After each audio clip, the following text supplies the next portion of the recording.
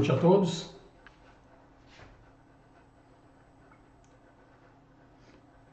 Sejam todos bem-vindos a mais uma aula do nosso curso avançado de Teosofia.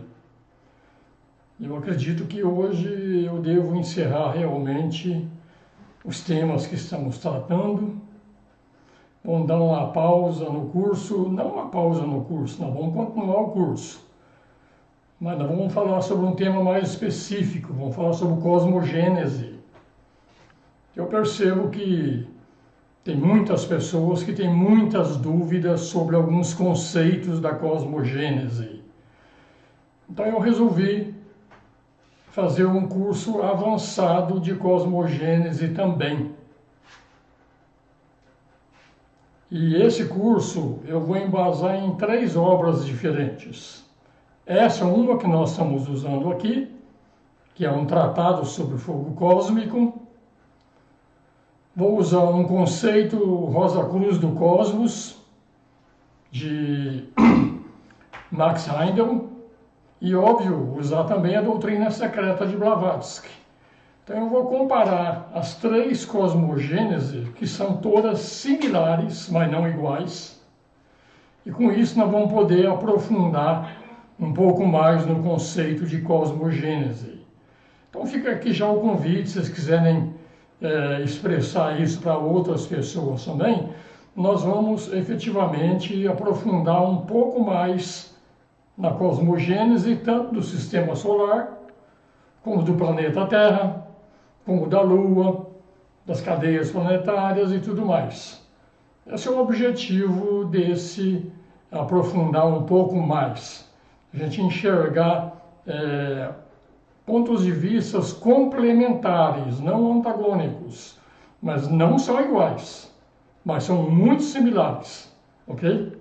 É isso aí, gente. Então vamos continuar o nosso curso a partir do ponto que nós paramos na semana passada, que nós estávamos falando sobre o desenvolvimento dos sentidos, onde nós chegamos a adiantar todo o desenvolvimento da audição como sendo o primeiro dos sentidos a ser desenvolvido. Agora nós vamos falar sobre o tato, que é o segundo dos sentidos desenvolvidos. Vou chamar a atenção mais uma vez. Eu estou falando sobre o desenvolvimento dos sentidos do ponto de vista superior, não do ponto de vista inferior. Então, quando a gente fala sobre o desenvolvimento da audição, significa o desenvolvimento da audição nos todos os planos de manifestação. Vamos falar sobre o tato. Então, o desenvolvimento do tato em todos os planos de manifestação. Eu acredito que dá para imaginar como é difícil para a mônada realmente perceber os planos inferiores. Porque a mônada está lá no plano monádico. É o segundo plano de cima para baixo. Primeiro é o plano divino, que é o plano do Logos solar. O segundo é o plano das mônadas. Abaixo do plano das mônadas, nós temos, então, o plano átmico, o plano búdico, mental, astral e físico. E a mônada tem que perceber o mundo a partir do segundo plano. Ou seja, ela tem que desenvolver esses sentidos em todos os planos para poder perceber o mundo físico. Então não estamos falando do desenvolvimento da audição pura e simplesmente aqui no nosso mundo físico. Não precisaria falar sobre isso. Então nós estamos focando mais sobre o ponto de vista superior. Então vamos falar sobre o tato. É um sentido de grande importância neste segundo sistema solar. O primeiro sistema solar foi de Buda, do terceiro aspecto, de Brahma. Esse segundo sistema solar é o de Vishnu, que é o desenvolvimento da consciência astral e búdica. Porque o astral é um reflexo de Budi. Budi é intuicional. Astral é sentimento. Intuição e sentimento tem muita coisa a ver. Então nós estamos agora no sistema de Vishnu desenvolvendo essa consciência astral e búdica. E ela caracteriza emoção, sentimento, sensação. E esses três aqui vão ser transmutados em intuição, percepção espiritual e unidade. E a percepção, essa mudança aqui de emoção, sentimento e sensação para intuição, percepção e unidade, isso significa que o tato vai trabalhar com tudo isso, mas não o tato físico, é o tato, como eu estou falando, a partir da mônada para todos os planos manifestados. Então o tato, ele é inato reconhecimento de contato através de manas.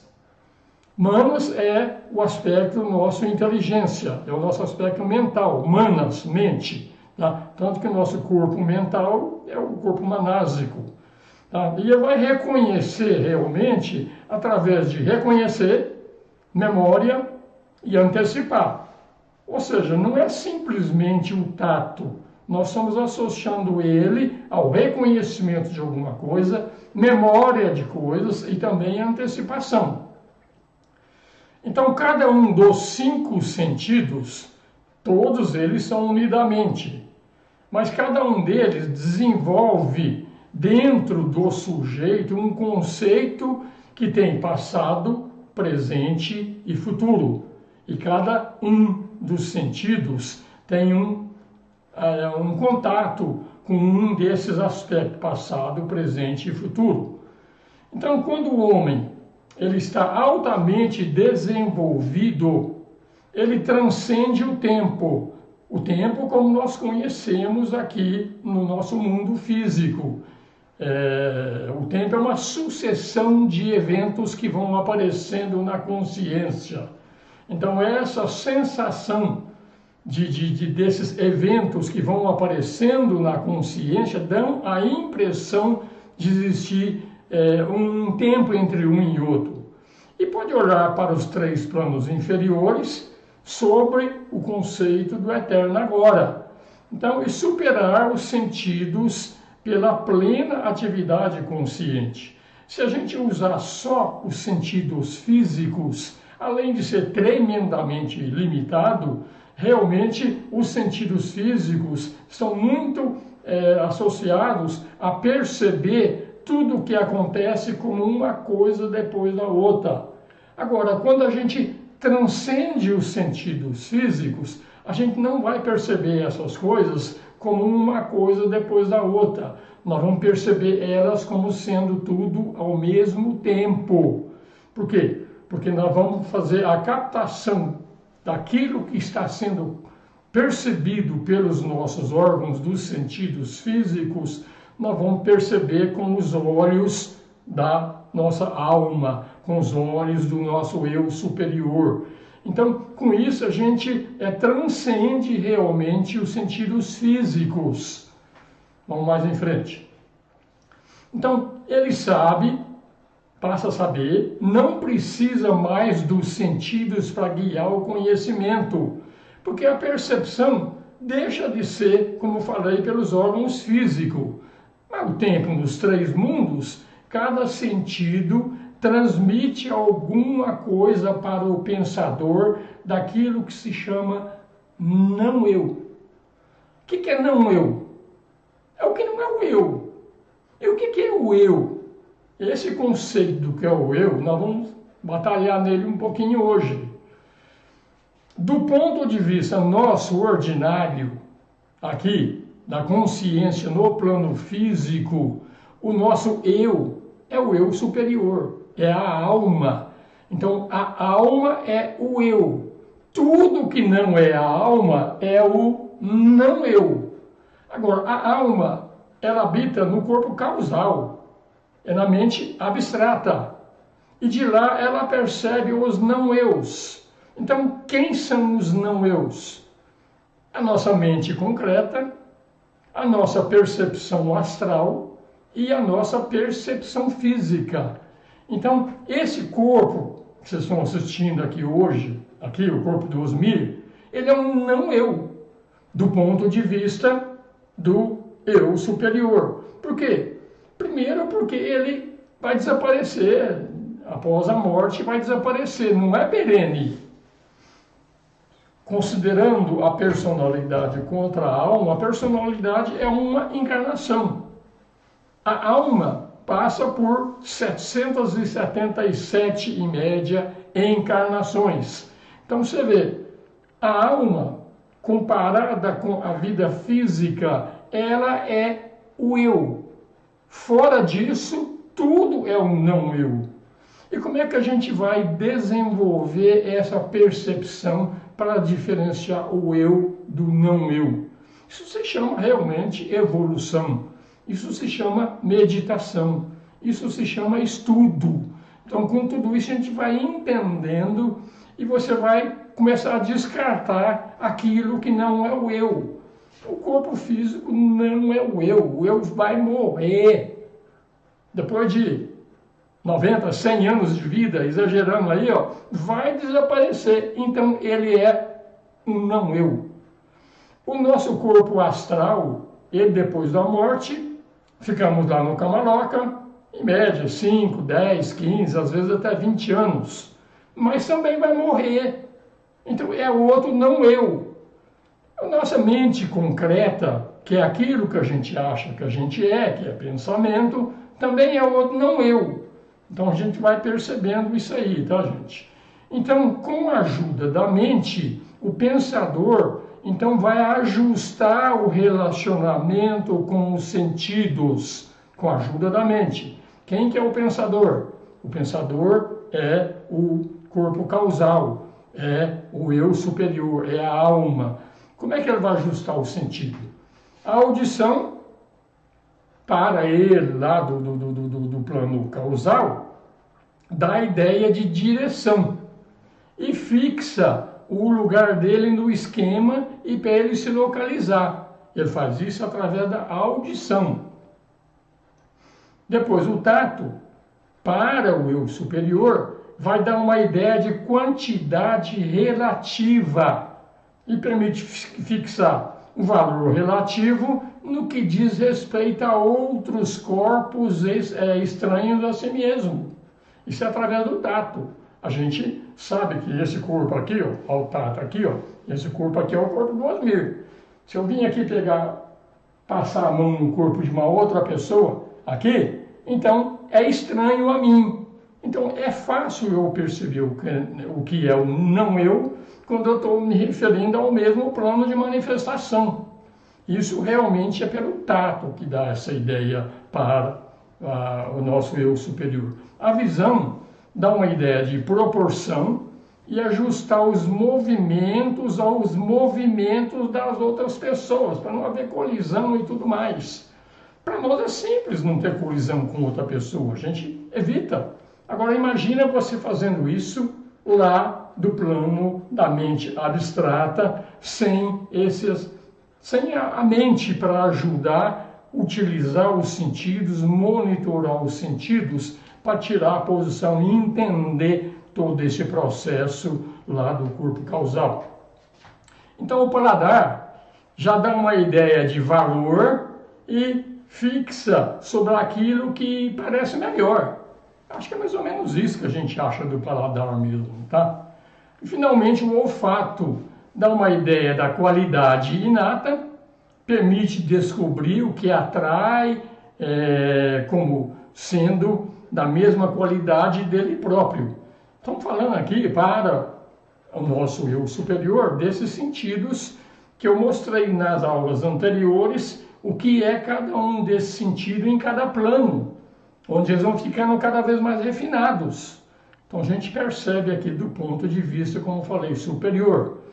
Objetivos dos sentidos é, no fundo, revelar quem é ou não eu e capacitar o eu, que é a nossa alma, o nosso eu superior, a diferenciar o que é real do que é irreal. Lembrando que real é aquilo que é perene, irreal é aquilo que desaparece. nessa altura aqui do desenvolvimento, talvez o nosso eu superior nem saiba que ele não é perene, mas ele acha que ele é, porque ele tem consciência das vidas que já teve, diversas vidas e tudo mais. Tá? Então, na evolução dos sentidos, a audição é o primeiro alguma coisa vago que chama a atenção do ego ainda cego. Na cosmogênese nós vamos mostrar isso aqui em detalhe, onde realmente a mônada, quando começou a gênese do sistema solar, ela é cega, percebe nada.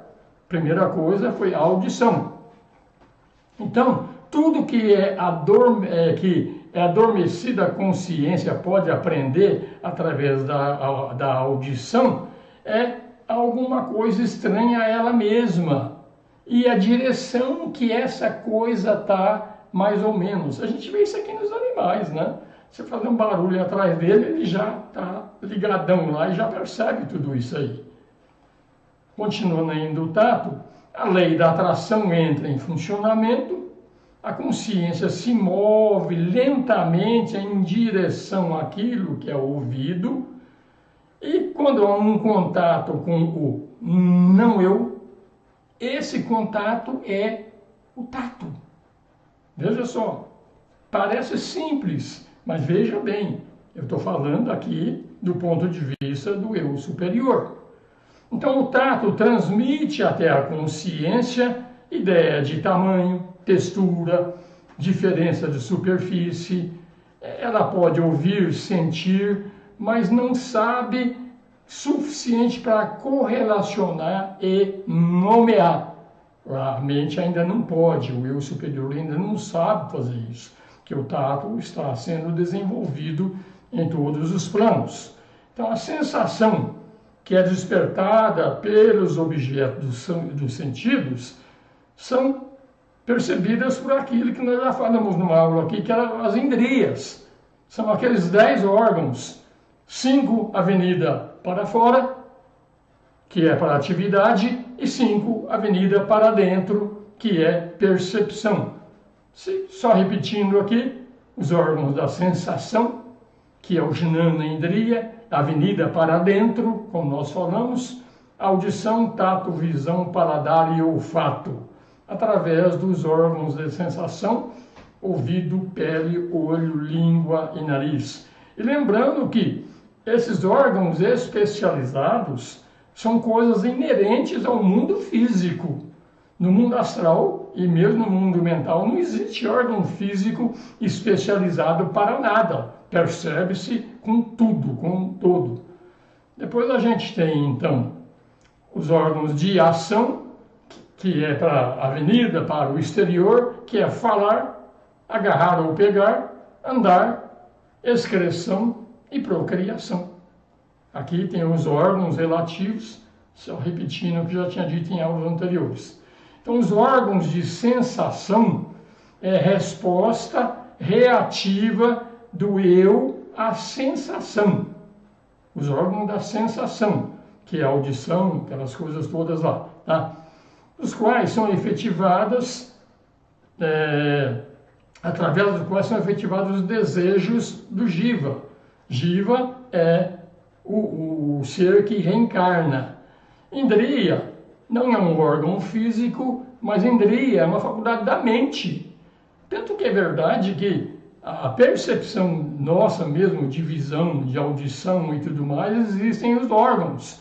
Mas sem o cérebro que está conectado à mente, o sentido não vale uma nota de R$3. Não vale. Simplesmente não funciona. Tá? Então as indrias, que são um processo da mente, que chega no cérebro, é que usa os órgãos, então, para que haja toda essa percepção. Mas o cérebro, realmente, dentro do nosso corpo, é lá que estão realmente a compreensão de tudo que se percebe aí. E você sabe disso. Os olhos são ligados ao cérebro, através dos nervos ópticos, transforma aquilo em impulso elétrico, e esse impulso elétrico chega lá no cérebro, que vai lá para a mente, que interpreta os impulsos elétricos, que dá aquela impressão de visão. mas é tudo o cérebro e a mente que está fazendo. Então, todos os órgãos realmente são instrumentos da mente. Então, um yogi adiantado, ele pode realizar tudo com a mente. Ele enxerga, ele ouve, ele sente o olfato, o tato, tudo simplesmente com a mente. Sem órgão físico, o yogi consegue fazer isso. Principalmente que o yogi, ele realmente está num status tal que ele está conectado direto com o eu superior ali, ou seja, ele também está lá no plano mental, no plano astral, tem consciência de tudo isso. Então a percepção do yogi é sem os órgãos do sentido. Vamos mais. Então, como manas é a mente, é necessária para os sentidos também são necessários para manas. Então, manas é a indriya condutora, onde os sentidos são poderes. Então, os sentidos são poderes da mente, tá? Para a percepção. Tudo isso aí, gente, é sempre para que dos planos superiores possa se enxergar tudo em todos os planos inferiores. Enxergar, ouvir e tudo mais. Depois vem a visão, terceiro sentido, que marca a correlação de ideias, a relação entre as ideias. Primeiro, nós falamos, a audição. Segundo, tato. O terceiro é a visão. Então, a visão, ele apareceu na terceira raça raiz, nessa atual ronda nossa. E foi ali também que nasceu a mente, que houve lá na época, a gente vai falar isso aqui em Cosmogênese mais para frente também, né? Auxílio do Logos veneziano, quando veio o Logos de Vênus, a figura de Sanat Kumara, o reino do mundo, ele implantou o germe da mente naqueles animais que existiam na época. Então, o desenvolvimento da visão foi nessa época aqui, da época da Lemúria. A percepção de visão, tanto na Lemúria como na Atlântida, era a percepção do terceiro olho. Aquele cíclope, aquelas coisas, aquelas figuras mitológicas com um olho aqui na fronte, isso é real. Isso é a condição que se existia na época. A percepção do mundo era feita pelo terceiro olho. Então foi ali que realmente houve o implante da mente e gradativamente, começando ali na Lemúria, até chegar depois na Atlântida, gradativamente o terceiro olho foi desaparecendo e apareceu então o olho físico. Mas os dois não funcionam junto. Ou é o terceiro olho ou é o olho físico. Legal, a gente vai falar disso aqui em Cosmogênese também. É bom que a gente faz uma correlação em tudo isso aí. Então, os três primeiros sentidos estão vinculados aos três logóis. Vamos ver, a audição é o primeiro sentido. Foi desenvolvido, inclusive, no primeiro sistema solar. É o terceiro logos, ou Brahma. É ali o reconhecimento do mundo quádruplo. Mundo quádruplo é mundo físico, etérico, astral e mental. Então, é a audição, primeiro aspecto, Brahma. Aí nós vamos para o tato. É o reconhecimento agora do sétuplo construtor da forma. Ou seja, já estamos falando do segundo sistema solar, que é o de Vishnu, então onde a lei da atração entre o eu e não o eu começa a funcionar. Então o tato é segundo aspecto, a audição, terceiro aspecto. E aí a visão, que é reconhecer a totalidade, síntese. Esse é o primeiro logos, esse é Shiva. A lei da síntese opera de todas as formas que ele ocupa, e que mais? A unidade essencial de toda manifestação por meio da visão. Então seria realmente uma correlação com o primeiro aspecto. Paladar e olfato, a gente chama de sentidos menores, porque eles estão muito vinculados com o tato. A gente vai ver isso aqui também com calma. Tá? O tato como nós falamos, ele é do segundo aspecto, é o desenvolvimento, é o que nós estamos trabalhando hoje. O tato também, então está vinculado ao segundo aspecto, e com isso a gente vai ver que também, tanto o paladar como o olfato também estão.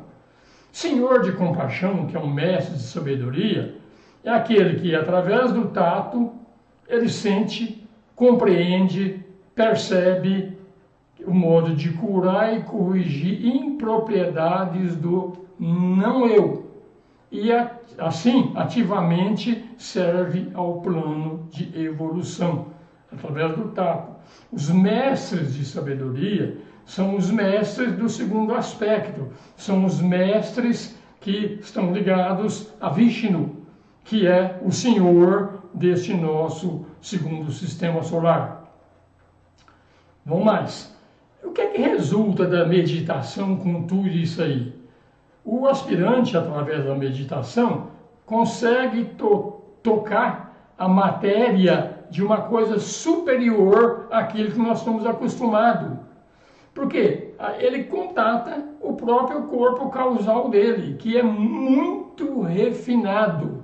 E consegue, inclusive, através do tato, perceber o mundo búdico, que é mais sutil ainda do que o próprio corpo causal, que o corpo causal está na mente abstrata e Budi é o plano depois da mente. Então é através do tato, porque é Vishnu, é através da evolução que nós vamos realmente captar tudo isso aí.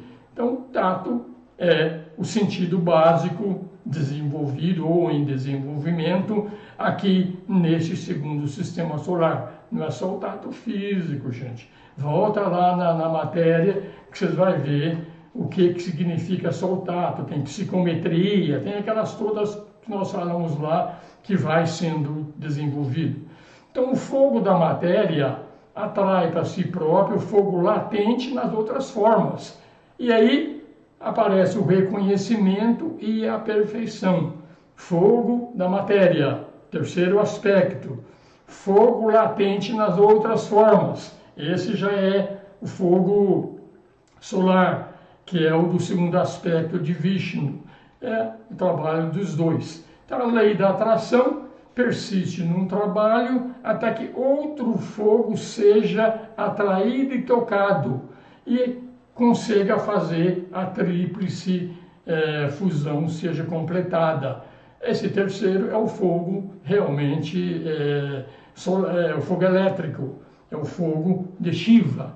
Então, através da lei da atração, que é a lei inerente deste sistema solar, então a gente vai atrair também o fogo do primeiro aspecto.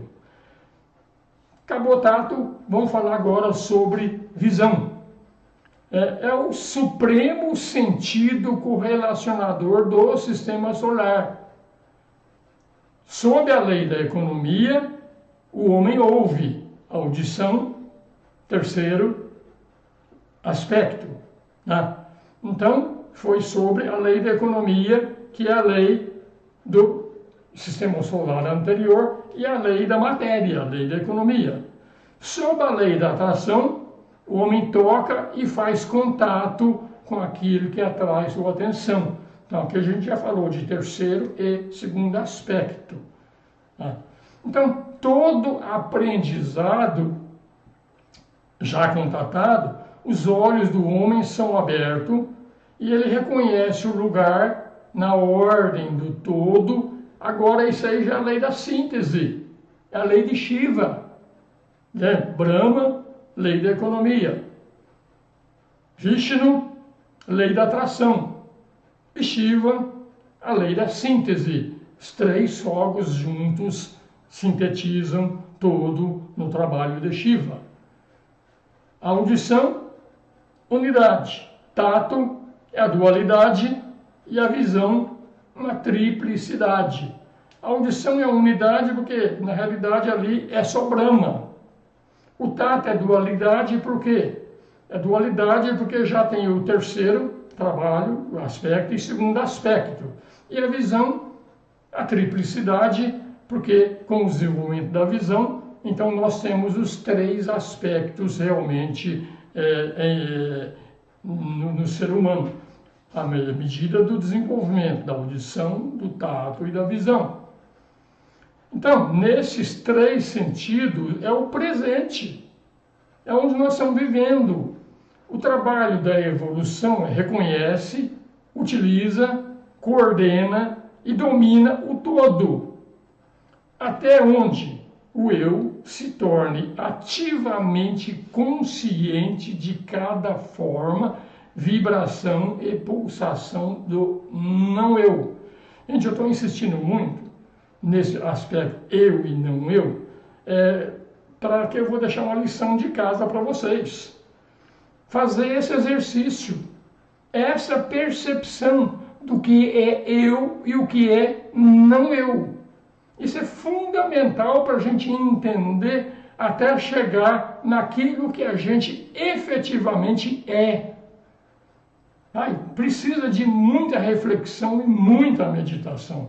Eu não sou o corpo físico, eu não sou o corpo etérico, eu não sou o corpo astral, eu não sou a mente, eu sequer sou o eu superior, eu não sou nem o logos planetário, eu não sou o logos solar. Tudo isso aqui faz parte do mundo manifestado. Eu sou quem? Eu sou a mônada. A única coisa que é o verdadeiro eu é a mônada, que está lá no plano monádico e não se envolve no mundo da manifestação. Ela está aprendendo a perceber, captar e vivenciar o mundo sem se envolver naquilo que é âmbito de ação dos logos planetários e do logo solar. Tudo que existe nesses mundos nossos aqui de manifestação, ou é o logos planetário, quando a gente está falando de um planeta, ou é o logos solar, quando nós estamos falando do sistema solar como um todo. Agora, o meu corpo, ele pertence a quem? O meu corpo é formado por essência dévica, por devas. Devas do plano físico, devas do plano astral, devas do plano mental, e todos esses devas são de Vishnu, da evolução. Então, nada que tem no meu corpo que eu uso para manifestar, na realidade é eu mesmo. É tudo pertencente ou ao logos planetário ou ao logos solar, que no fundo só existe o logos solar olhando de cima para baixo. Então, por isso que o logos é onipotente. Tudo que se faz nesse mundo, quem está fazendo é o logos. Tudo, absolutamente tudo. A gente acha que você está fazendo, mas não é você. Você é a mônada, você é o observador do que o logos está fazendo. E acha que você que está fazendo. Se você está fazendo, o logos não é onipotente, caramba. É só avaliar. Por isso que quando se diz que isso aqui é tudo determinístico, é porque tudo que existe aqui é o logos fazendo. Eu estou percebendo isso aqui tudo, e na minha percepção, como mônada, eu me envolvi nesse negócio, fui ludibriado e passei que eu sou o fazedor. Eu faço nada, porque eu sou a mônada. Isso que é a verdadeira percepção espiritual.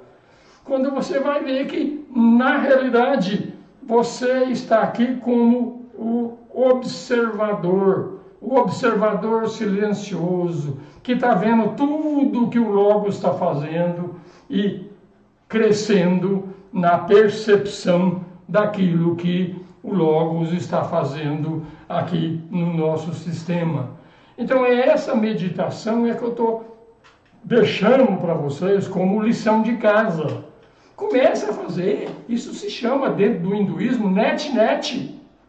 Não sou eu. Não sou eu. Isso também não. Isso também não. Vai negando. Até que você acha teu verdadeiro ser. Assim que vai. E isso é a evolução. É isso que vamos entender quem somos nós. O nosso próprio ego. Ego não existe. Agora, vai ser duro entender isso. Como o ego não existe? Ego é uma percepção que a mônada teve, criou-se esta figura como sendo aquele que percebe o que está acontecendo nessa vida. É uma figura fictícia. O desenvolvimento dos veículos até fazer o corpo causal, quem faz o corpo causal, cria tudo isso aí, é um grande Deva chamado um Deva solar. É o anjo solar. Então, o ego real em nós é um anjo solar desenvolvendo desde a época mineral, vegetal, animal, humana, corpo causal, desenvolver um negócio para deixar ele bonitinho, funcionando, belezinha, para entregar para a mônada poder perceber o mundo. Aí, esse anjo solar, ele pega aqui, chega lá na mônada, toma aqui, ó, o filho é teu, te vira. E ele volta para a casa dele. Esse é o verdadeiro ego, é um anjo solar que está por trás de tudo isso, construindo tudo isso. E a gente nem obrigado fala isso para ele, nem agradece. Não tem nenhum louvor a esse anjo solar que faz tudo isso. Não sou eu também, tá? É um não eu também.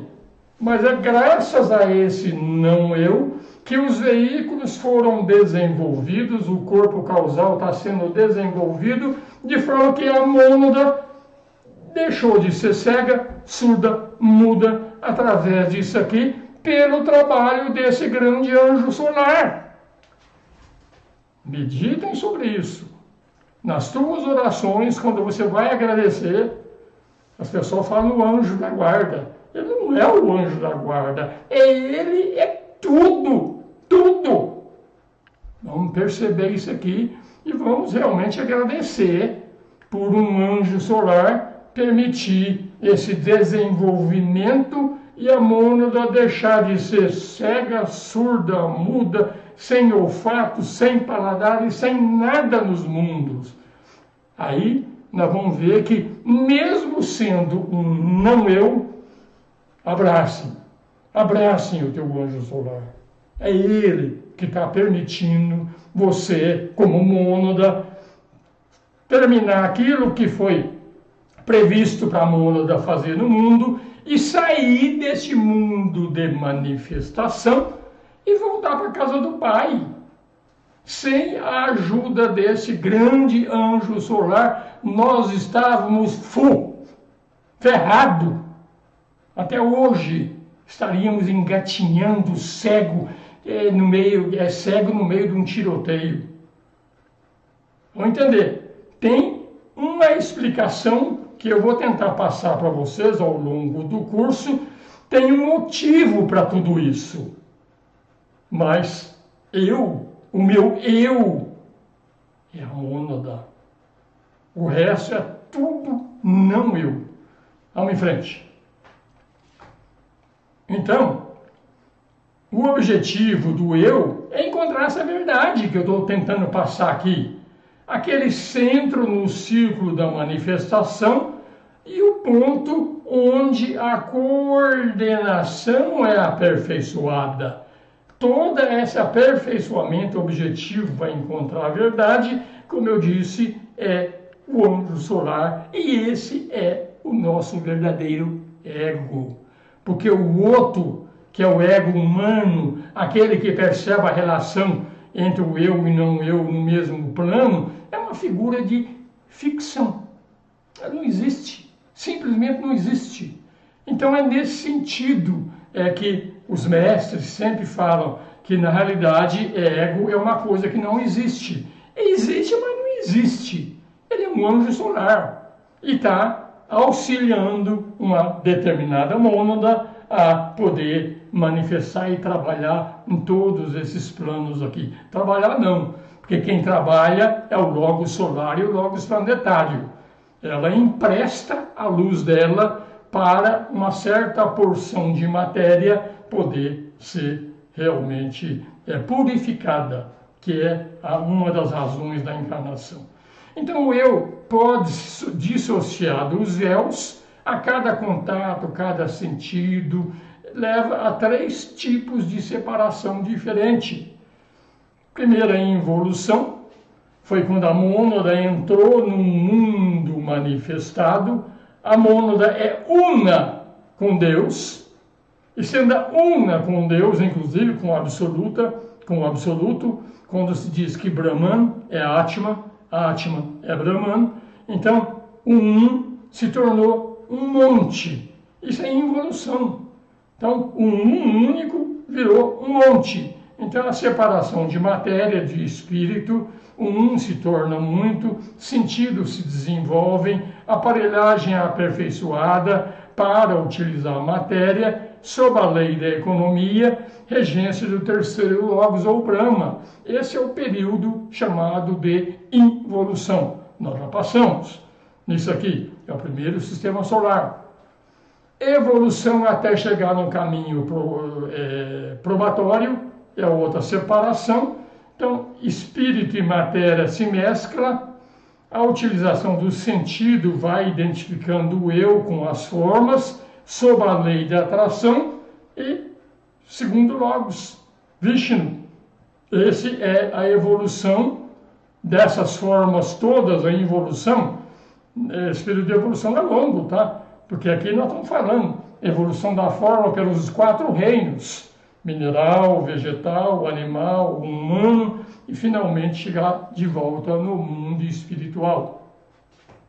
E finalmente a evolução no caminho, onde de novo espírito se separa da matéria, a mônada se separa da matéria, se identifica com o uno, rejeita todas as formas, os sentidos são sintetizados numa faculdade adquirida. O eu não precisa mais do não eu. O não eu é o eu superior, é os corpos. Aquilo que eu falei, o anjo solar fez todo o trabalho e a mônada agora, em função do trabalho do anjo solar, a mônada agora é capaz de perceber todos os planos de manifestação sem intermediários. Ela tem toda essa percepção.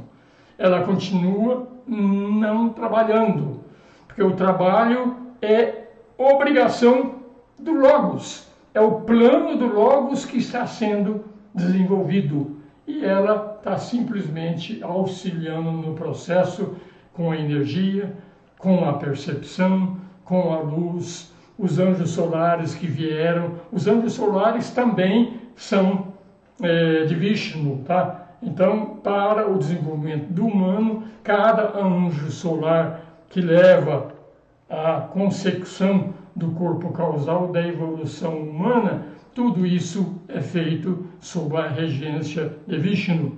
E aqui agora, como eu estou falando, no caminho aqui, lei da síntese, então é Shiva. Vamos mais em frente. Audição,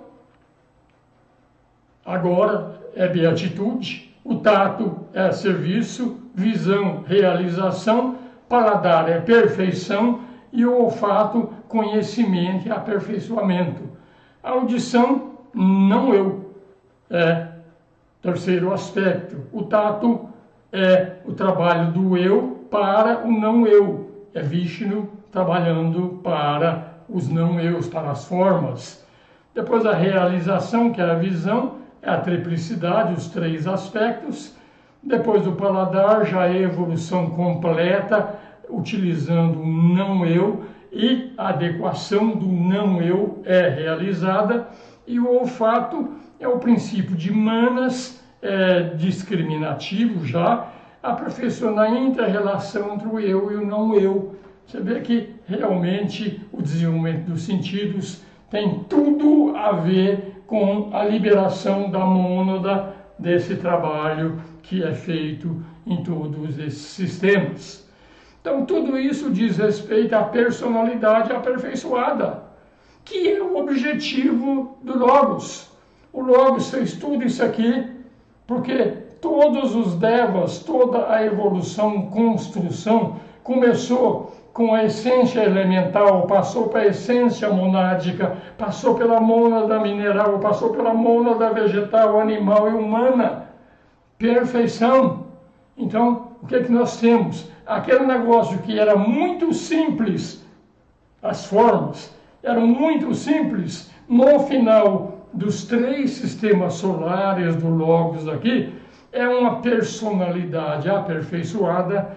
Toda essa parte de essência dévica, essência elemental, tudo vai ser aperfeiçoado também. E quando se encerra o período de 3 grandes sistemas solares, então aquele plano estabelecido por grandes inteligências cósmicas está chegando no final, onde a própria matéria também, dentro do reino dévico, ela está dentro do processo evolutivo. Todas essas perfeições, a gente vê a percepção do eu, a utilização, a manipulação, rejeita o não eu, e aquele eu que agora está conscientemente atento e perceptivo. Mais um abraço no meu anjo solar. Sou tremendamente grato a tudo que esse anjo solar fez para que gradativamente nós vamos vendo a diferença do que sou eu, do não eu, e posso efetivamente voltar para casa com o trabalho feito. A visão, o eu não ouve a nota da natureza, o eu ouve a nota da natureza e ouve a nota da mônada. Ele reconhece a identidade de uma e da outra, utiliza as vibrações, passa pelas etapas de criador, preservador, destruidor. Você vê que quem está fazendo tudo isso é o próprio Logos solar, através dos anjos solar. O Logos solar, através desse anjo solar, é feito isso aqui. E com isso a mônada que entrou no sistema cega, surda e muda, ela percebe tudo isso aí e agradece também ao anjo solar todo esse trabalho que foi feito.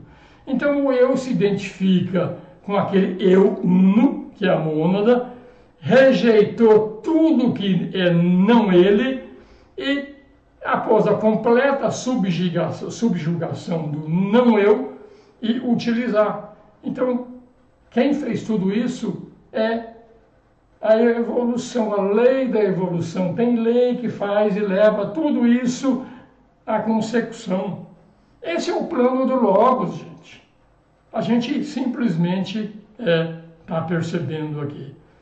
Paladar, outro sentido. O eu prova, discrimina, o paladar é o grande sentido que começa a dominar durante esse processo discriminativo entre o eu e não eu, quando a natureza ilusória da matéria está em processo de realização. Então, esse sentido do paladar já é um sentido de uma evolução bastante alta. Então, a discriminação é o processo educativo. Discriminação, de novo, gente, é separar o eu do não eu. Submete ao processo de desenvolvimento da intuição. Através da intuição, a gente vai tendo as provas que, provas, você sabe que isso é verdade. Mesmo que está certo que eu estou lendo um monte de coisa aqui, mas a gente sente que tudo isso é verdade, que é a discriminação. Então a gente começa a ser intuído por tudo isso. Então, a intuição é muito rara hoje em dia. Por quê? Porque a mente está muito forte, a individualização do ego está muito forte, ainda não houve a identificação com a nossa parte superior, está muito identificado com a forma, e isso é necessário nesse mundo. Sem o egoísmo, o homem não teria se desenvolvido. Egoísmo foi uma ferramenta de evolução. Então ela foi tremendamente necessária, o egoísmo. Agora, hoje não é mais necessário, gente. A gente começa a entender que por trás de cada um de nós tem um anjo solar. Então vamos nos abraçar todos e vamos realmente fazer um louvor a esses seres aí. Então, quando o sentido do paladar é desenvolvido lá nos planos superiores, ele vai levar o homem a distinções cada vez mais sutis, a levar ele através da forma até chegar no âmago da sua própria natureza. Então, a natureza do homem é o Atma. A natureza do homem, efetivamente, é a mônada. O Atma é um veículo da mônada. E o olfato. O olfato é a faculdade de aguda percepção, traz o homem de volta à fonte, até onde ele veio, que é o plano Adi, o plano arquetípico, onde está o verdadeiro lar. Por que o verdadeiro lar do homem? Porque lá é o plano do Logos, é o plano Adi. Então, todas as formas, todos os aspectos, Brahma, Vishnu, Shiva, a origem de tudo isso é lá do plano Adi. E tudo que existe em manifestação é o próprio Logos. Então, é através do olfato que nós vamos ter essa percepção e entender e ver que, na realidade, como se diz, a gente fez um grande progresso, um grande abraço por Logos também, não só para o anjo solar. O Logos, no nosso caso aqui, é Vishnu, nesse atual sistema solar. Um grande abraço para eles também, tá? Que está levando a tudo isso. Então é o retorno à casa do Pai, onde nós vamos ver que, na realidade, sempre só existiu o Logos. O que a mônada é algo como observadora do Logos, e a mônada foi trazida à manifestação pelo próprio Logos, estacionada no plano logo abaixo do plano Adi, que é o plano monádico. Tá? Aqui, a gente, através da meditação, a gente tem que começar também a pesquisar e entender a relação entre o Logos e as mônadas. Tá? O Logos não deixa de ser um pai para as mônadas, tá? Mas as mônadas é o que está por trás de cada coisa vivente. E, obviamente, por trás do próprio Logos também tem uma mônada, vamos dizer, uma monadona, lá bem grande por trás dele também. Tá? Então, foi cultivada uma percepção da diferença que causou o divino descontentamento no coração do peregrino. A gente sente que aqui não é nossa casa, aqui não é nosso lugar. Eu quero voltar para minha casa, eu quero voltar para minha fonte, eu quero voltar para aquilo que eu amo efetivamente, aquilo que é real. Tá? Então o filho pródigo faz umas comparações, desenvolveu os sentidos, os 4 outros sentidos, utiliza, e agora a faculdade de reconhecimento vibratório da vibração e do lar. Então, mesmo lá nesse plano, a gente continua sentindo saudade de casa, porque nós não somos deste sistema solar, nós somos cósmicos. Então, assim vamos nós. Então, os seguintes fatos têm que ser lembrados quando a gente estudar tudo isso aí. Sentidos sempre dizem respeito à forma material. 5 sentidos, meios de contato construídos pelo pensador para encontrar expressão na forma física. Isso é os sentidos. O que mais? Esses sentidos têm um ponto focal no plano astral, estão muito ligados com o plexo solar, no meio do corpo, que é o agente estimulador, para a maior parte da família humana. Trabalha só no plexo solar. À medida que o triângulo superior entra em ação, o triângulo superior nós vamos falar agora, laríngeo, cardíaco, laríngeo e coronário. Esse entra em ação, a polarização sobe para esses centros superiores, os sentidos fazem sentir no nível mental e o homem se torna consciente do plano mental. Abaixo do diafragma, 4 centros menores, é o plexo solar, o baço, órgãos de geração e a base da espinha. E acima, os 3 maiores, o coração, a garganta e a cabeça, o coronário. Então, à medida que os centros são despertados, vai aparecer esse processo tríplice aqui. Despertar no plano físico, gradual aumento da atividade dos chakras, até chegar no caminho probatório, onde a identificação do eu com os invólucros. É isso que aconteceu. Depois, despertar no plano astral e aumenta da atividade do centro, chega até a primeira iniciação. E já há uma discriminação entre o eu e o não eu.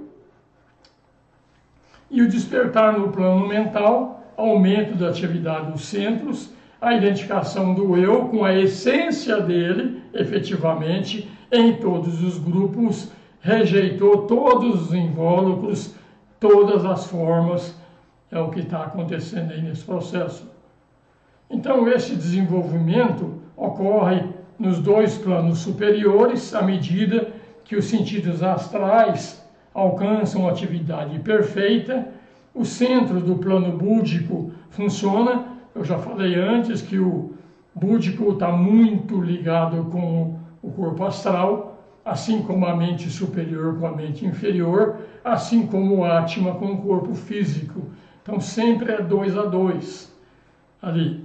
Então, os vórtices que acontecem, ondulações, chega lá no plano átmico, entra na vibração ativa, então os centros mentais se tornam quadridimensionais.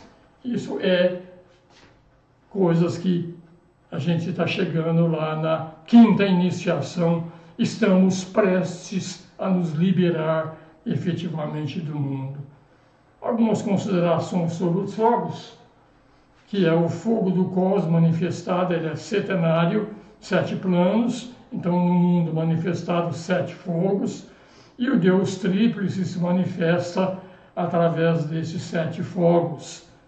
Nós temos o fogo elétrico, que são os 7 homens celestiais, o fogo solar, que é a evolução de 7 entidades através de seus veículos, e o fogo por ficção, que são as cadeias planetárias, 7 centros do Logos. Tem mais coisa ainda tem um restinho. Um homem celestial se manifesta através de uma cadeia, ele é fogo elétrico, 7 entidades solares dão forma a cada globo, cada entidade solar desse é um Logos planetário, ele é fogo solar, desenvolvendo através de 7 princípios, e os 7 globos de manifestação, ele é fogo por fricção. Tudo isso é o homem celestial. E cada homem celestial, Logos planetário, tem 7 princípios, né? Um homem se manifesta através dos veículos, um homem é fogo elétrico, é a mônada, ele é fogo solar, que na realidade o fogo solar é o Vishnu, então é o anjo solar, e ele é o fogo por ficção, que são os corpos de manifestação. Dá para acabar? Vai dar para acabar sim. Então o homem no plano físico, ele se manifesta nos 3 mundos, agora como homem, ele é fogo elétrico, no caso é o eu superior, ou o anjo solar, ele é um fogo solar, que são os 7 centros, e é um fogo por ficção, que são os corpos. Então, o desenvolvimento evolutivo sob o ponto de vista dos fogos. Vivificação do calor interno dos invólucros, fogo latente em cada átomo, continua nos 3 corpos lentamente e depois acelera simultânea e sinteticamente todos esses corpos aí. Tá? Saindo da latência entre atividade os 7 centros em todos os planos, de baixo para cima, 35 vórtices de fogo manifestado no adepto aperfeiçoado. Por quê? O adepto aperfeiçoado em que plano que é? Físico, astral, mental, búdico e átmico. 7 subplanos em cada um, 5 vezes 7, 35. Então o adepto tem 35 vórtices de fogo totalmente aperfeiçoado. E os vórtices de chama tornam-se interligados, tá? E a verdade, a afirmação de que os filhos da mente, que somos nós somos manas, apútaras, somos filhos da mente, então nós somos chamas. Principalmente quando nós unificamos as 3 chamas, a da matéria, a da forma e a do espírito. Unificamos tudo realmente. Então os centros alcançam essa condição de perfeição à medida que o aspecto vontade assume cada vez mais o controle, é o aspecto Shiva. Quanto mais Shiva assume o controle, mais próximos da saída nós estamos. No homem celestial, a gente vê uma cadeia de planetas, 7 cadeias, é a expressão de um logos planetário, e cada uma das 7 cadeias é representando os 7 centros de homens celestiais. Aqui é suficiente. Amanhã ou até domingo eu mando esse material que está faltando, a apostila, para concretizar até aqui, que agora realmente nós vamos entrar no tema cadeias planetárias, que vamos falar sobre cosmogênese de uma forma bastante ampliada, de uma forma bastante com muita densidade. Eu vou usar 3 fontes fidedignas.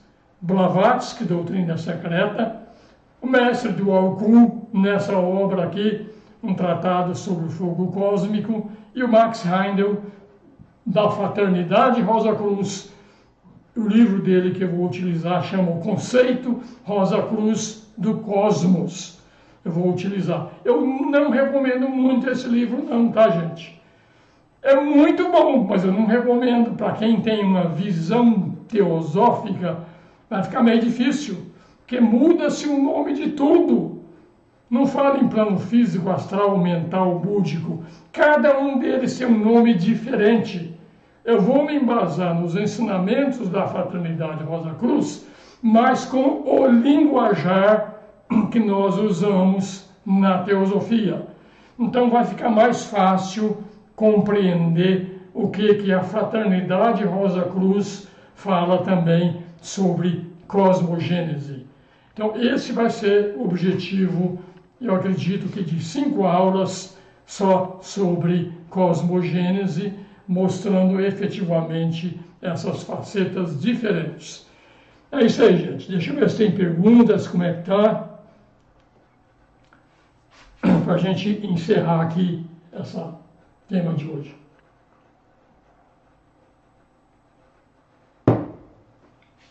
Jogo.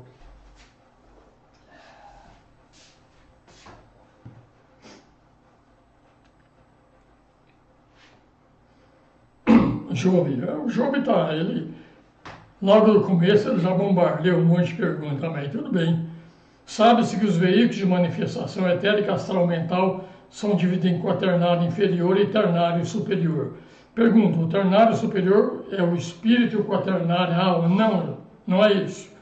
O quaternário é a personalidade, aquela que morre a cada encarnação. Físico, astral, mental, concreto. Físico, etérico, astral e mente concreta. Isso é personalidade, por isso que é quaternário.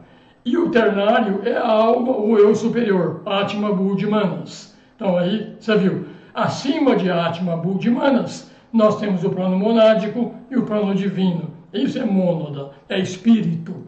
Então é essa a diferença, tá?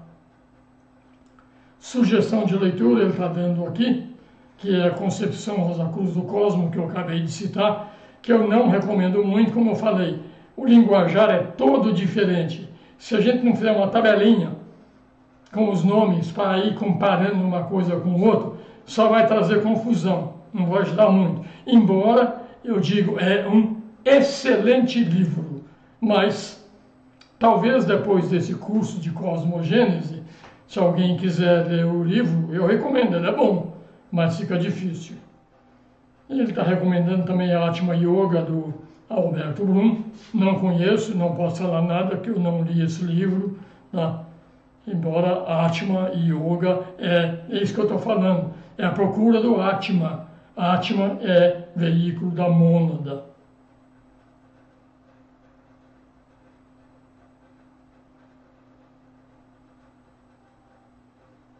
Guimel Sampaio, que pena ter aqui para o curso do Tratado sobre Fogo Cósmico.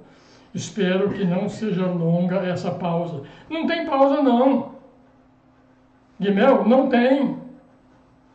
Tem todo um trabalho de cosmogênese dentro dessa obra do Tratado sobre Fogo Cósmico. Isso aqui vai ser só um complemento para que a gente consiga, lá na frente, reentender alguns conceitos que precisa dessa passagem aí. Mas não estamos interrompendo não, tá? Vamos continuar sim e faz parte da compreensão da cosmogênese para que a gente não se perca nos próximos conceitos que nós vamos entrar do livro aqui. Eu recomendo, Guimel, assista que vai te fazer falta lá na frente.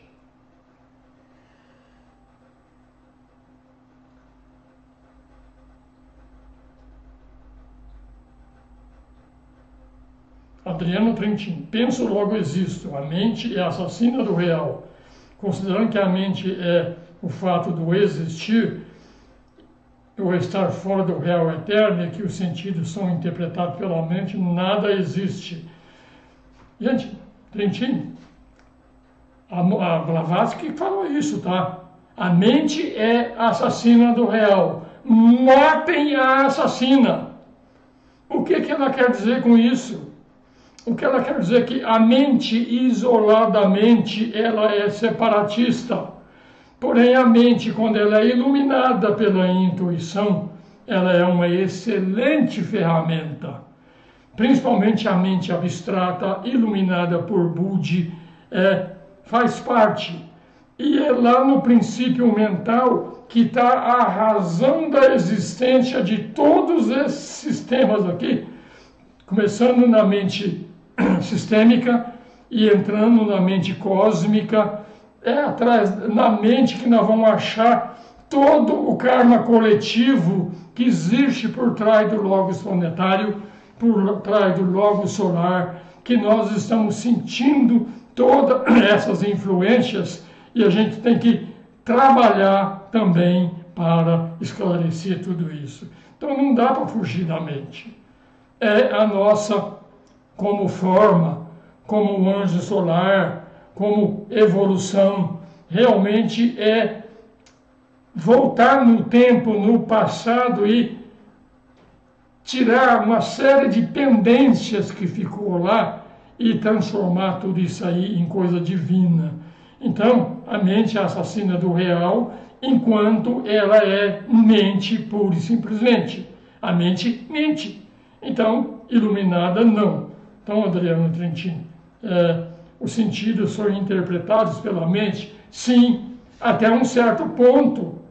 Depois, os sentidos vão ser usados pela mônada. Olha lá de novo na aula passada, que você vai ver lá que os sentidos, eles vão lá no plano búdico, eles vão lá no plano átmico, e com outros nomes, com outras percepções. Então, a percepção dos sentidos hoje é pelo próprio sentido. Quando as sensações são percebidas pela mente, é um primeiro passo. As sensações percebidas, então, por Atma, Budi, Manas, é outra coisa. Faz parte do jogo.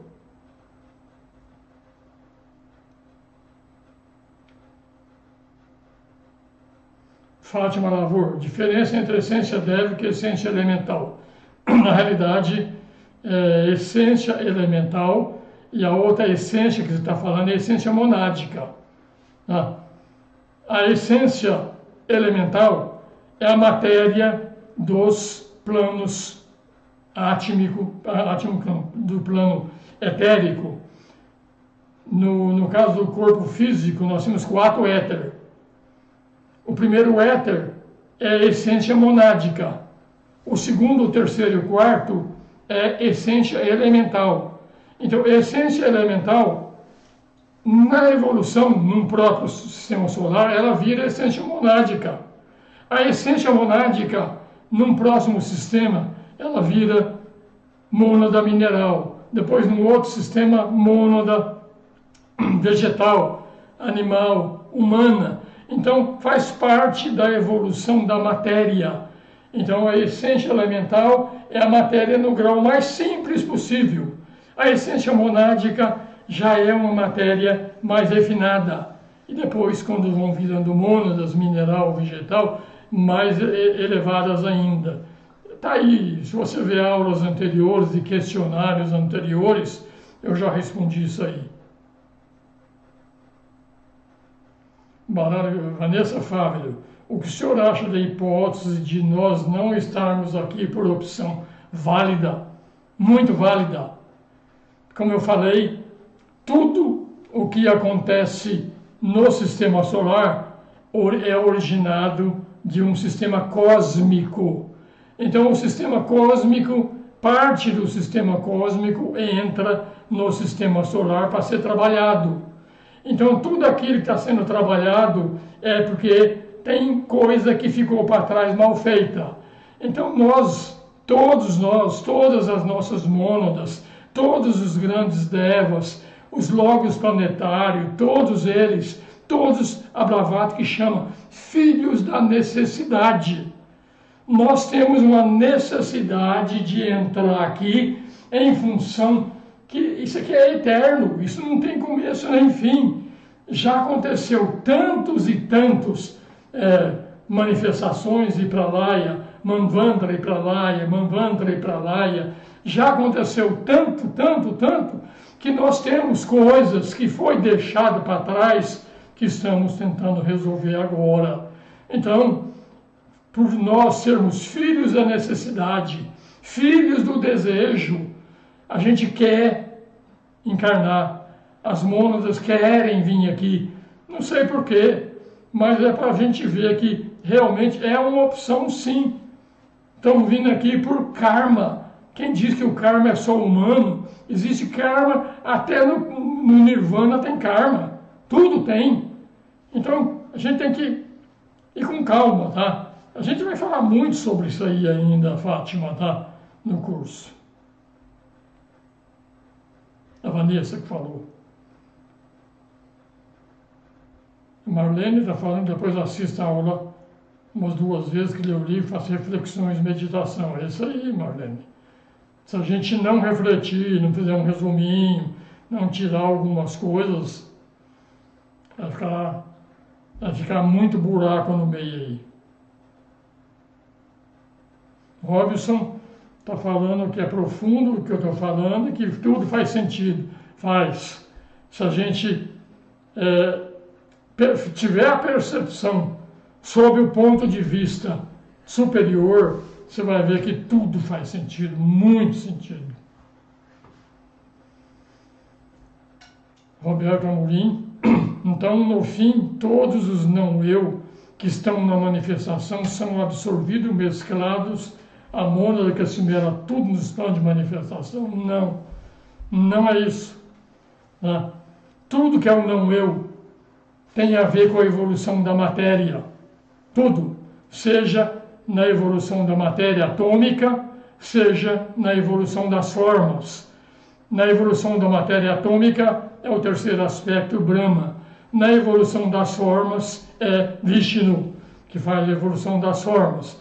Então, tudo que evolui, desde no conceito atômico até no conceito de forma, tem a ver com matéria. Mas nós não somos matéria, nós somos espírito. Nós somos a mônada. Então, tudo que não é espírito, que em teosofia é chamado Purusha, é Prakriti. Então, tudo que é Prakriti, que é matéria, é aquilo que é absorvido pelo Logos. O Logos pegou Mula Prakriti, da evolução cósmica, trouxe Mula Prakriti, pôs no sistema do sistema solar dele, transformou em Prakriti, que é matéria, para que isso possa ser purificado. Então, tudo pertence ao Logos. Tudo que é matéria pertence aos Logos. Tudo que é Deva é Vishnu, pertence ao Logos. Só a mônada não pertence ao Logos. Então, o eu é a mônada. Todo o resto é o Logos em manifestação. Fátima, a mônada só assimila as experiências espirituais puras do ego. As qualidades puras do eu, essência do bem, numa encarnação é assimilada pelo ego? Não. Reavalia. Você vê que eu falei bastante sobre isso aí hoje, Fátima. A mônada, ela não assimila nada.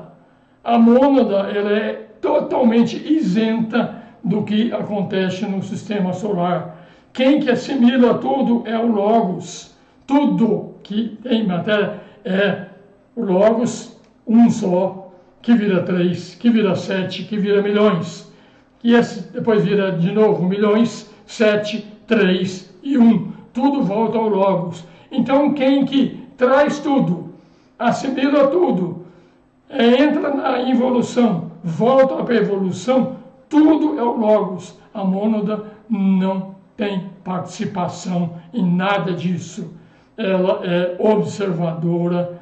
Eu ainda tenho uma dúvida do porquê que ela está aqui como observadora, mas eu já entendi, porque cada pedaço de matéria precisa de uma luz para iluminar as trevas.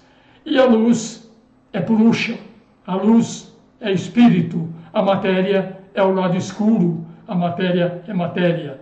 Então a matéria, para ser purificada, precisa ser iluminada pela luz. Então a mônada cede a luz dela para a purificação da matéria. Só isso. Essa é a minha última concepção, que eu considero com bastante sentido. Mas ela não se envolve, porque se ela se envolvesse, o karma seria dela. E todo esse karma desse sistema solar, ele foi trazido pelo Logos, que veio do cosmos, da evolução cósmica. Aí com calma, nós vamos falar mais sobre isso na segunda parte do curso, tá?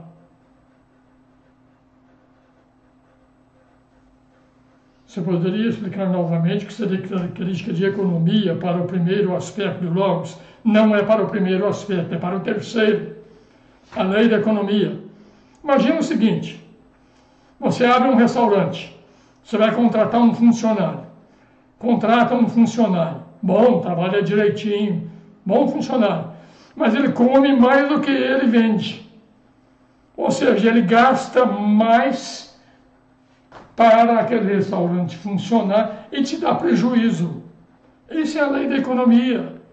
A lei da economia faz, você vem para a manifestação, você recebe uma quantidade de energia e vai ter que viver com essa quantidade de energia. Acabou, você entra no cheque especial, você fica devendo. Então é isso que é a lei da economia, do terceiro Logos, tá? A do segundo Logos, a lei da atração, e a do primeiro Logos, a lei da síntese, que junta tudo isso. Fátima Louvor, a bibliografia tríplice é excelente. Sobre o novo curso, sem dúvida, sem dúvida. Vocês façam, divulguem esse curso aí, gente, por favor. Vão trazer gente para conhecer isso aqui. Marlene, tem uns vídeos seus sobre cosmogênese, poderia disponibilizar para a gente?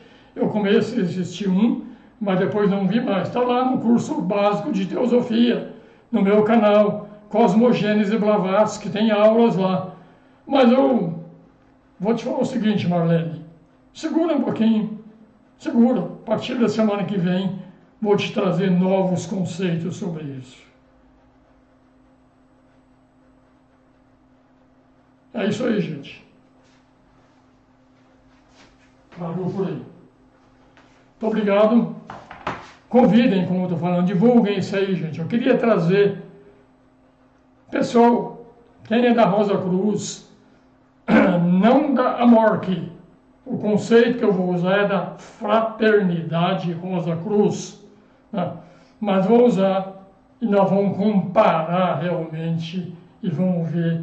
Tem coisas que são muito legal, né? Separação dos sexos, voltar à unificação dos sexos de novo.